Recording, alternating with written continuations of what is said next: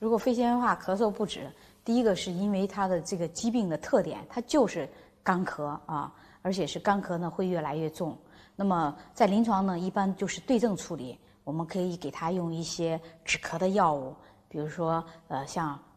树黄止咳颗粒呀，比如说像这个麻黄止咳胶囊呀，我们甚至还给他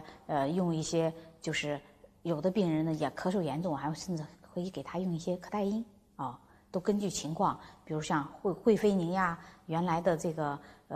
这些止咳的药啊，比如说像甘草片有时候我们偶尔也会给他使用的，就只不过是都是对症处理。你像还有呢强力枇杷胶囊，这些都可以使用啊。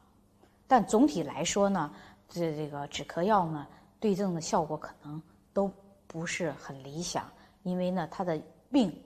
啊就是